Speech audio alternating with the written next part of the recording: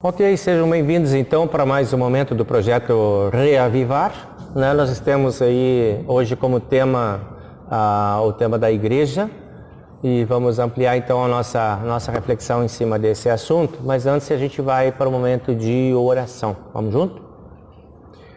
Nosso Deus e Pai Celeste, nós te agradecemos por sermos a tua igreja, o teu povo escolhido para anunciar as boas novas de salvação para o mundo.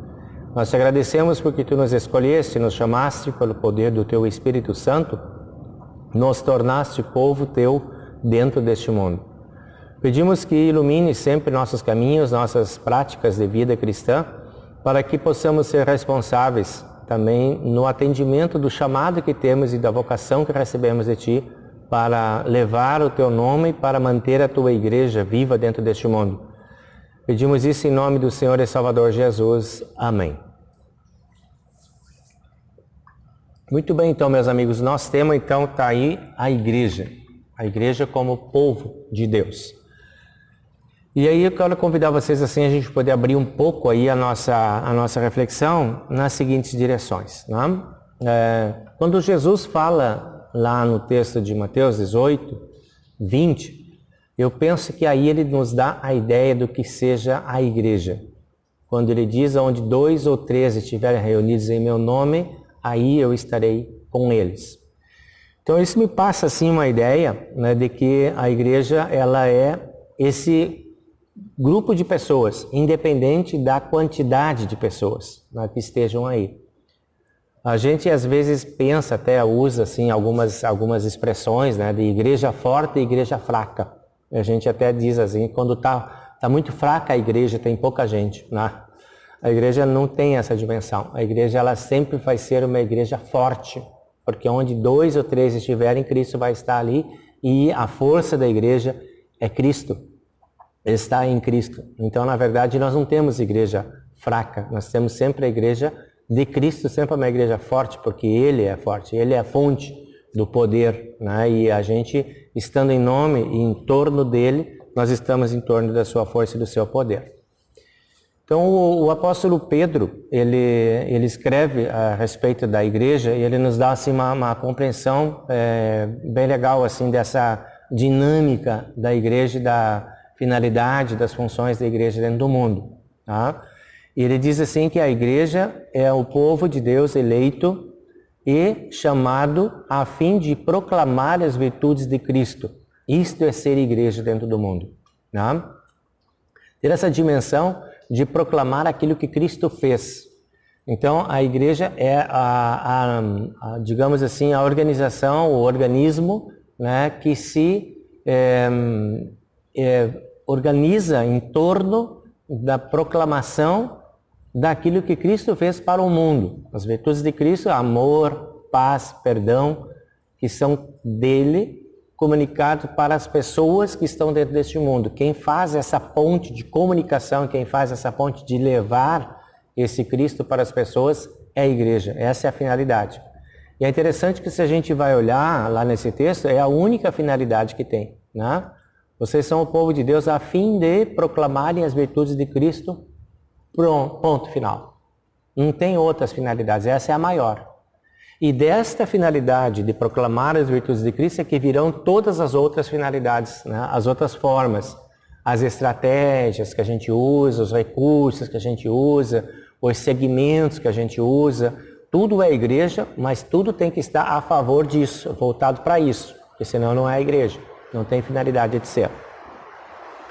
Então as igrejas, nós podíamos dizer que as igrejas são as pessoas, mas também nós sabemos que as igrejas são as estruturas.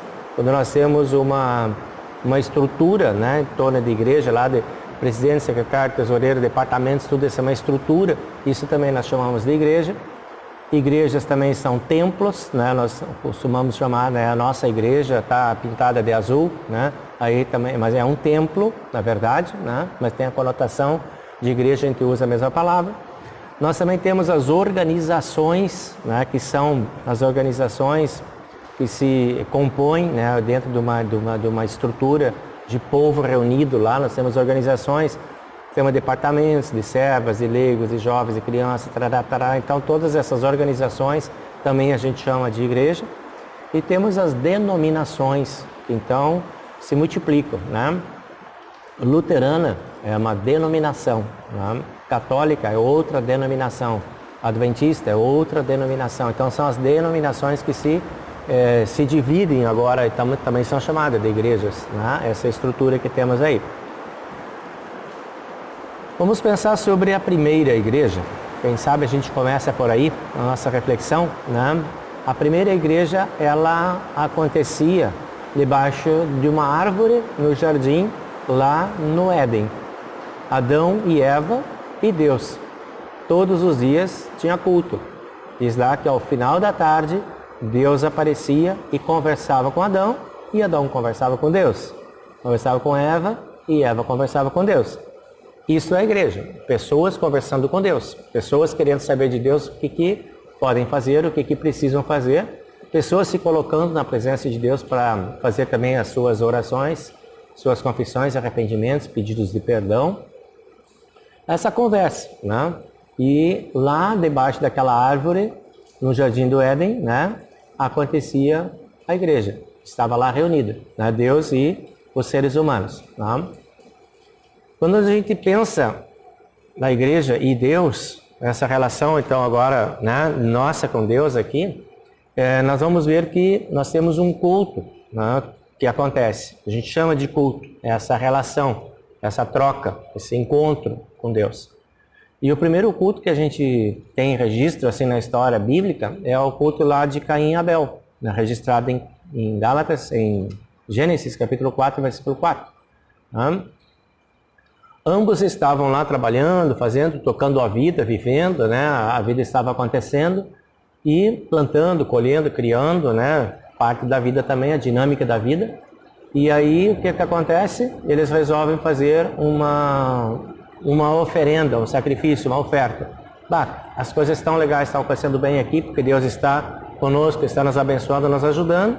E nós vamos, então, trazer para Deus uma parte daquilo que nós estamos recebendo e oferecer esse sacrifício de gratidão a Deus. Então aí tem o primeiro culto de Caim e Abel. Depois a gente vai ver, na sequência da história, que a igreja continua acontecendo nos núcleos familiares. Então em 1 Samuel capítulo 20, versículo 19, a gente vai ver que ali tinha cultos familiares. As igrejas, a igreja ela não se constituía em um local especial, ela acontecia dentro da casa, era o pai de família, era o chefe de família que reunia a sua família e que orava. Isto era a igreja, não tinha um lugar para ir, era a casa, era dentro da própria família que a igreja acontecia. Então cada um tinha dentro da sua casa um altar e nesse altar eles faziam as suas orações, o pai, os filhos, a família toda se reunia ali, e isso era o culto. Então os cultos aconteciam em cada casa separadamente, né? Então essa é uma evolução, né? Lá de Adão e Eva, de Caim e Abel, e agora para a família toda, junto, reunido aí dentro do mesmo lar. Com o passar do tempo, a gente vai vendo que essa igreja ela vai se configurando de uma forma diferenciada. Por exemplo, nós temos lá, Deus orienta o povo, né, a fazerem um local de culto, que seria o local do tabernáculo. E o primeiro tabernáculo, ou o primeiro templo, né, ele era portátil, monta e desmonta.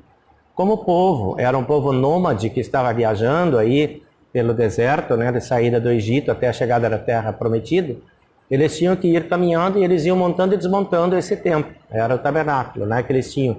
Era tipo um acampamento, né, que eles faziam. E no centro do acampamento eles construíam uma coisa parecida com essa imagem que vocês têm aqui, que mostra ali então a construção do templo. As pessoas iam até esse templo e ali faziam todos os seus rituais, os seus costumes, as suas orações, as suas ofertas, os seus sacrifícios, todo mundo num lugar só, né? Então esse é o primeiro templo, a igreja, e se relacionando com Deus aí como referência num centro especial, num centro, né, de culto e adoração. A coisa vai evoluindo até que eles chegam na Terra Prometida, e aí, estabelecidos agora, começa uma nova história deles, e Deus chama então lá o Salomão, e pede para Salomão, agora tu constrói um templo, né? Então está lá em Reis, 1 Reis capítulo 5, Deus dá todas as coordenadas para Salomão construir um templo, que era o templo central. Agora não é mais aquela tenda móvel, mas vai ser uma construção diferente, né? E esse templo tem todas as medidas e dimensões e de mobiliário, de tudo o que precisava ter. Deus foi dizendo para o Salomão o que Deus queria que tivesse nesse templo. Então é um lugar sagrado, concebido, né, por Deus, comunicado para Salomão, e Salomão então constrói essa manifestação aí da presença, né, um local de manifestação de presença de Deus no meio do povo, né, é o templo. Muito bem. Aí se constitui agora uma organização eclesiástica em torno desses templos, né? E a primeira organização eclesiástica é do judaísmo. O judaísmo, então, ele é um segmento religioso que faz os seus movimentos de fé em torno de Deus, né? Então, tem leis, tem regras de convívio, tem rituais que são concebidos aí, e aí vão sendo todos descritos dentro da Bíblia, né? Em Levítico ali começa, em Deuteronômio, começam as prescrições dos rituais que deveriam ser seguidos e dos costumes que deveriam ser praticados dentro da Igreja de Deus, dentro do Antigo Testamento, a religião do judaísmo, tá? Isso se situa depois lá em Jerusalém, né? Os judeus é que organizam esse grande centro da religiosidade, que é Jerusalém, ainda tem o templo central, e tudo circula em torno, então, do judaísmo, a religião que liga a Deus, né? Mais tarde, né, termina aí o Antigo Testamento, começa então Cristo organizando um novo movimento religioso, que é o cristianismo.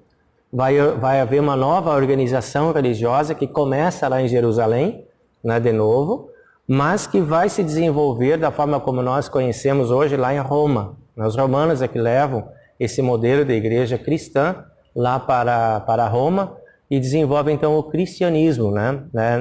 Numa nova estrutura, um pouco diferente daquela estrutura dos judeus.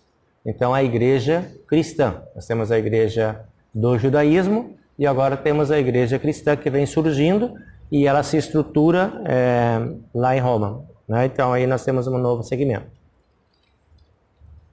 Falando sobre as características espirituais dessa igreja, né? Aí nós vimos as características históricas da igreja. Agora vamos falar sobre a questão de espiritualidade da igreja.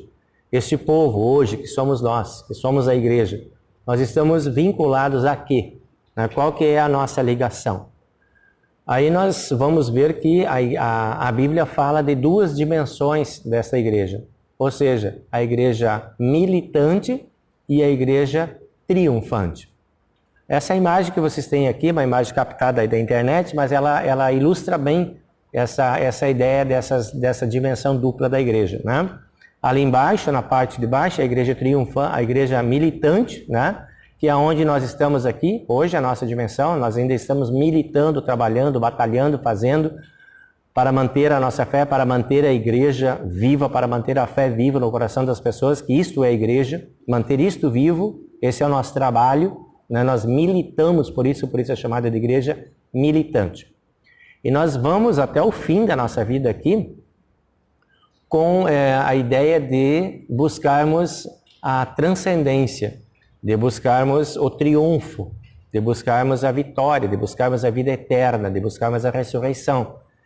E lá do outro lado, então, os que já foram, que já passaram, que já alcançaram isso, são chamados de igreja triunfante. Então, igreja militante, aqui na terra, igreja triunfante, os que já estão lá confirmados na fé. Essas duas dimensões que nós temos de igreja aí. E aqui nós vemos que essa igreja militante, agora falando um pouco dessa igreja militante, essa igreja militante ela tem alguns traços. Que a igreja está aqui dentro deste mundo e como ela é composta de pessoas, de seres humanos, ela vem carregada de uma característica que é o pecado. Então a igreja marcada pelo pecado, marcada pela corrupção, marcada pela imoralidade, marcada pelas distorções que estão vinculadas às humanidades das pessoas que são a igreja. Nós não conseguimos ter uma igreja limpa aqui dentro deste mundo, mas uma igreja que procura a limpeza, que quer ser limpa, que faz esforços para se limpar. Por isso faz os seus cultos, faz os seus rituais, celebra a Santa Ceia, celebra batizado, né?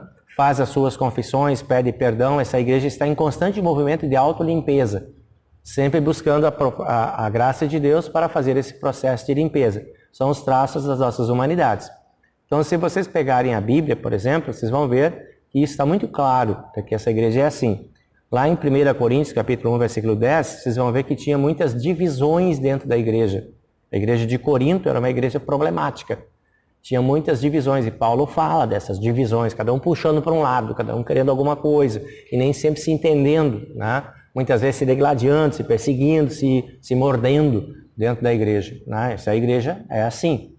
Nós vamos ver em 1 Coríntios 5 que essa igreja ela tinha muitas imoralidades. Por quê? A humanidade das pessoas é visitada pela imoralidade e estava dentro da igreja. Esse povo estava aí, com as suas imoralidades e sendo igreja ainda. Nós vamos ver em 1 Coríntios 11, Paulo fala sobre distorções que aconteciam. As pessoas criavam situações, distorciam verdades, inventavam histórias e faziam intrigas e, enfim, muitos movimentos humanos, e continua sendo igreja, não? Então essa igreja militante, ela tem essa característica de ser uma igreja marcada por aquilo que corrói, como a ferrugem, né, que destrói e que vai assim sendo um grande desafio para todos na igreja em todos os tempos de voltar sempre para Deus e buscar o arrependimento. Então, na verdade, a igreja militante é muito parecida com o filho pródigo, né? Está sempre saindo, mas também está sempre voltando. Está sempre errando, mas está sempre buscando consertar. Está sempre se afastando da casa do pai, mas está sempre voltando para a casa do pai. Então, esse movimento que a gente percebe, chamamos aí de igreja militante. E a igreja triunfante, então essa igreja triunfante, ela está descrita lá em Apocalipse 21, versículo 1 até o versículo 8. É chamada também de Nova Jerusalém. É uma realidade diferente, né? Lá, na confirmação da vida eterna, na eternidade, não existe mais essas marcas, que são as marcas de limitações da igreja militante. A igreja triunfante está livre dessas marcas, ela é santa e perfeita, porque ela está no corpo santo e perfeito de Cristo. Aqui, enquanto estava no mundo, o próprio Cristo sofreu os efeitos do pecado. Ele sofreu os efeitos de tudo aquilo que estava errado dentro do mundo. E ele pagou por isso e nos salvou. Quando sobe para os céus, ele está livre, é santo e perfeito. Essa igreja que está lá no céu é santa e perfeita.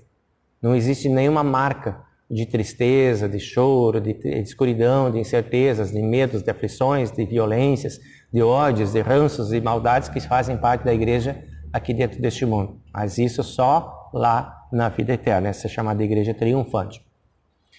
E aí nós temos um portal que liga essas duas igrejas, e isso é uma coisa bem interessante para a gente ver. A gente já falou um pouquinho sobre isso quando a gente fez o estudo da Santa Ceia.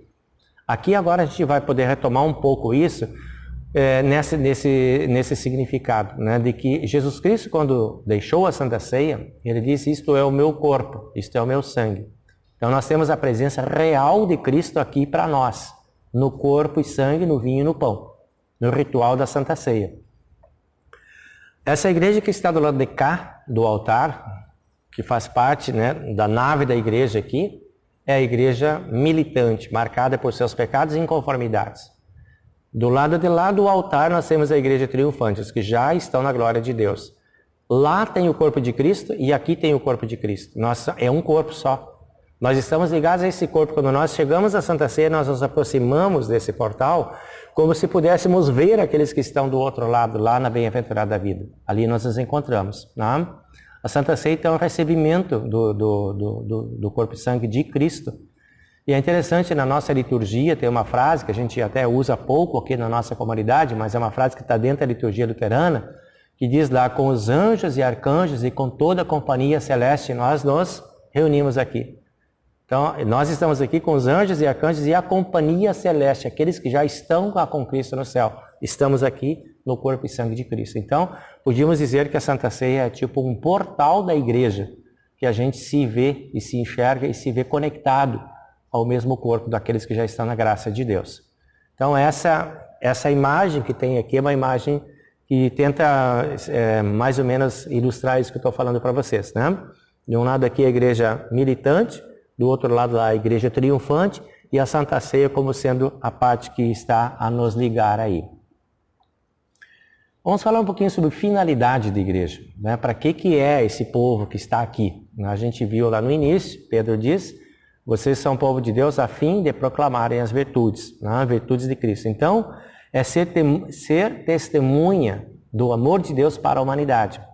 Essa é a finalidade pela qual nós ainda estamos aqui.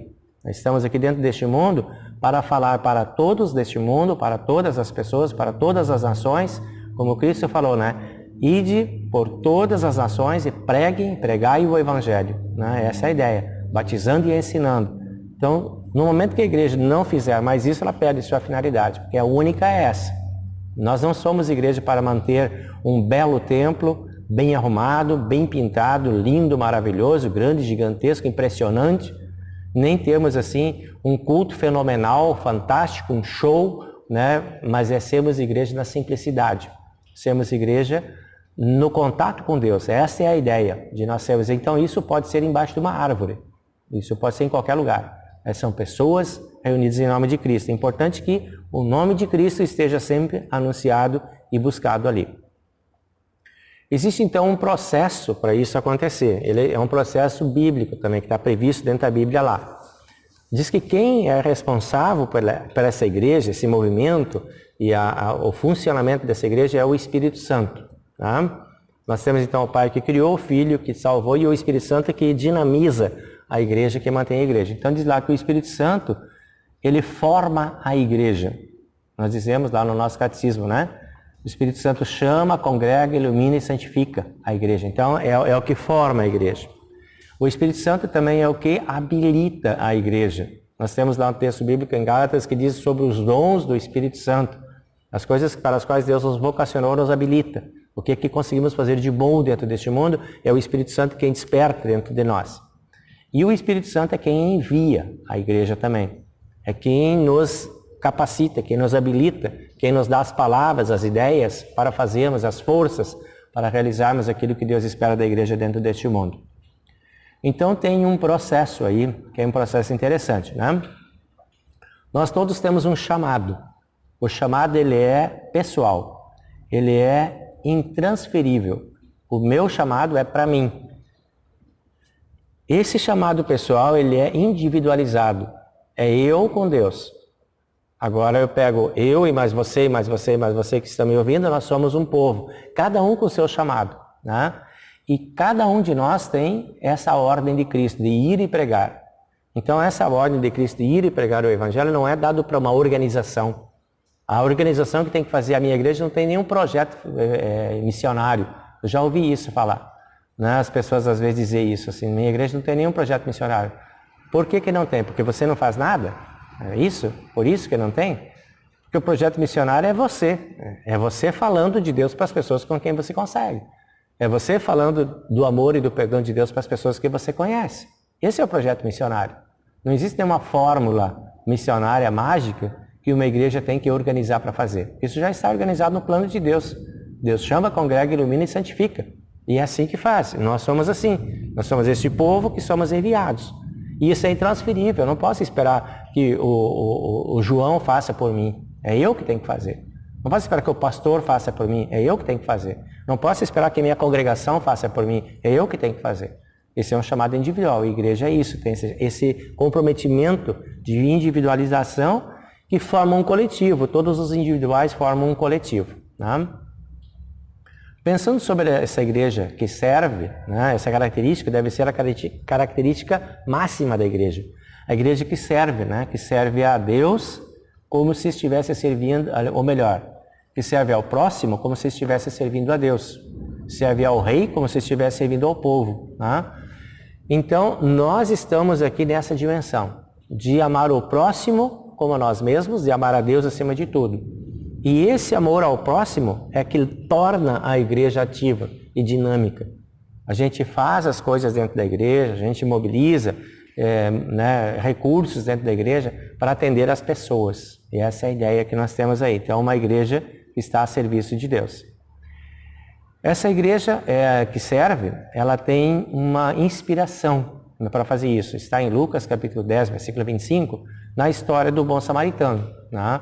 E lá na história do bom samaritano, a gente vê uma característica que Jesus coloca naquela história, uma característica bem sutil que está lá dentro, mas fundamental para o cumprimento, para o entendimento dessa história.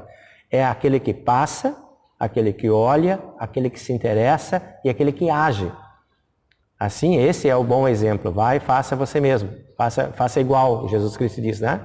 O samaritano, ele foi aquele que passou e nós passamos por esse mundo.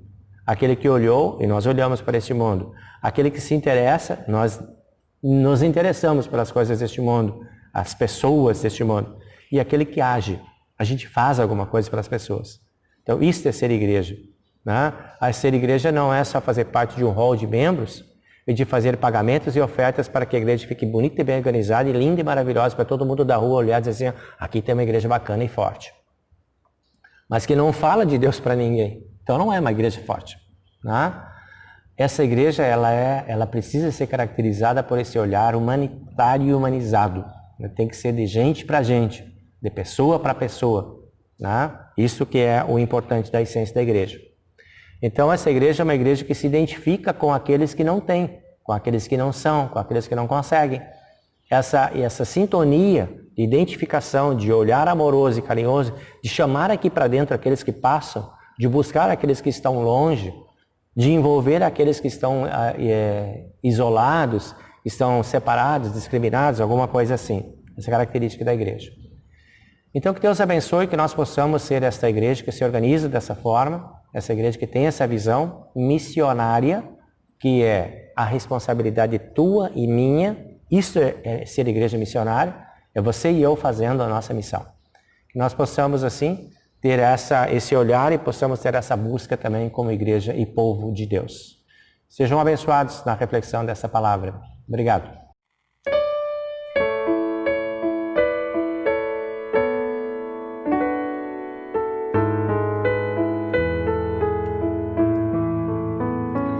Da igreja ao fundamento é Cristo Salvador, em seu poder descansa, é forte em seu amor, pois nele alicerçada, segura e firme está, e sobre a rocha eterna jamais se abalará.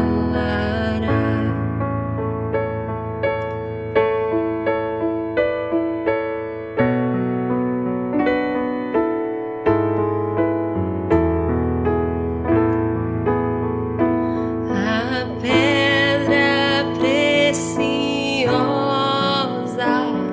que Deus